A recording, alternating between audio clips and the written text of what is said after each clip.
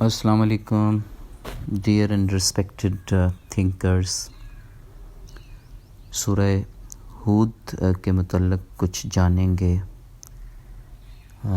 Divine directions کا نام تجویز کیا ہے.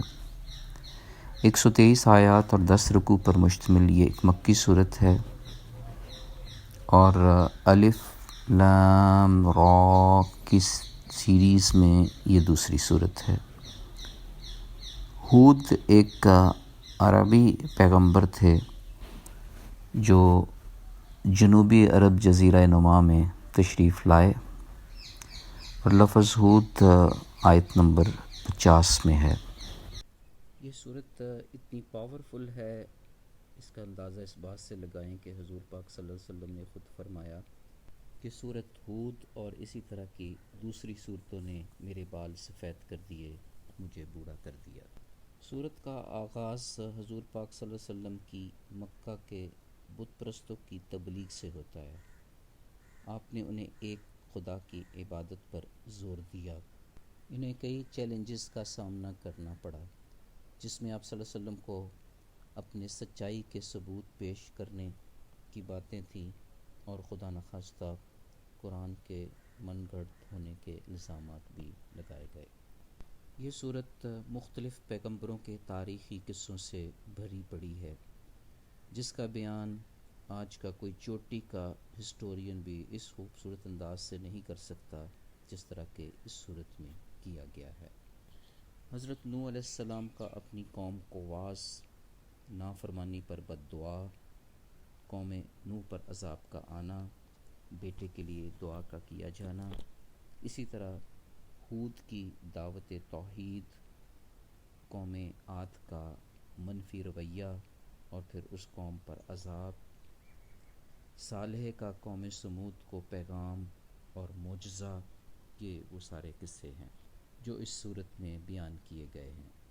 اسی طرح ابراہیم کے پاس فرشتوں کی آمد اور ان کی مہمان نوازی، بڑھاپے میں اولاد کی خوشخبری، ابراہیم علیہ السلام کی نرم دلی، لوط علیہ السلام کے پاس فرشتوں کا لڑکوں کی شکل میں آنا، قوم لوط کا تکبر اور پھر عذاب، شعیب علیہ السلام کا اپنی قوم کو واعظ، تنزیہ جواب آنا، سنگسار کرنے کی دھمکی اور عذاب الہی کی آمد، موسیٰ کی رسالت اور فرعون کی سرکشی جیسے واقعات بھی شامل ہیں.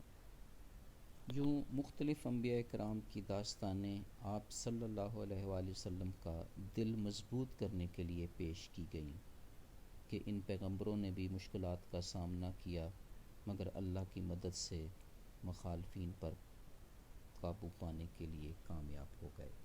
ان واقعات سے بہت ساری ڈیوائن ڈائریکشنز کا تعین ہوتا ہے، مثلا یہ کہ انبیاء کیسے کیسے امتحانوں سے گزرے، پیغمبروں کی ثابت قدمی قائم رہی، اور پھر یہ کہ غرور کا سر بالآخر نیچا ہی رہتا ہے، باغی حق کے عذاب الہی سے نہ بچ سکے، اور سب سے بڑی بات یہ کہ ہدایت صرف اللہ ہی کے ہاتھ میں ہے.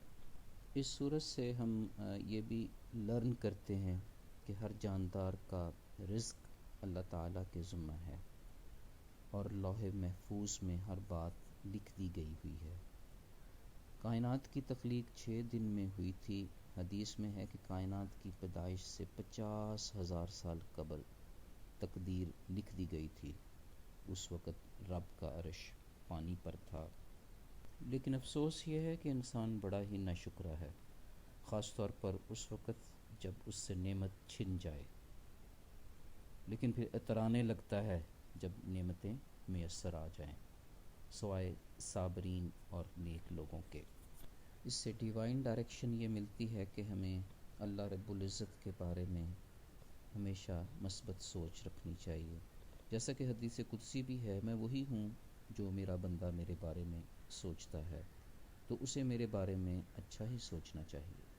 یہ صورت ہمیں یہ بھی ڈیوائن ڈائریکشن دیتی ہے کہ توبہ کے 2 پہلو ہیں. ایک یہ کہ انسان غلطی سے دستبردار ہو جائے اور دوسرا یہ کہ صحیح بات کی طرف پلٹ آئے۔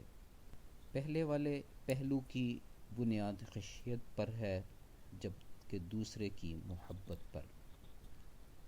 معافی اور توبہ کے ساتھ ساتھ گناہوں سے شرمندگی اور پچھتاوا بھی ضروری ہے، تاکہ ہم اللہ تعالیٰ کی رحمتوں کے امیدوار بن جائیں۔ اس صورت کی کچھ آیات سرور کونین صلی اللہ علیہ وآلہ وسلم اور اہل ایمان کی حوصلہ افزائی کر رہی ہیں کہ وہ نماز قائم کریں، صبر سے کام لیں اور خدا پر بھروسہ رکھیں۔ آج کے دور میں استقامت کی اشد ضرورت ہے۔ گناہوں سے روکنے والے ایک گروہ کی ضرورت ہے، اور سب سے بڑی بات یہ کہ اختلاف کرنے سے امت سے رحمت چھن جاتی ہے۔ 73 فرقوں میں بٹ جانے کی بجائے ہمیں حضور پاک صلی اللہ علیہ وسلم اور صحابہ کے طریقہ کار پر چلنا ہوگا۔ ڈیوائن ڈائریکشنز پر عمل پیرا ہو کر ہم جو رب سے چاہیں گے مانگ لیں گے، اس کے متعلق جیسا ہی اعلیٰ گمان کریں گے وہ ہمارے لیے ویسا ہی کرے گا۔ فی امان اللہ، اللہ حافظ۔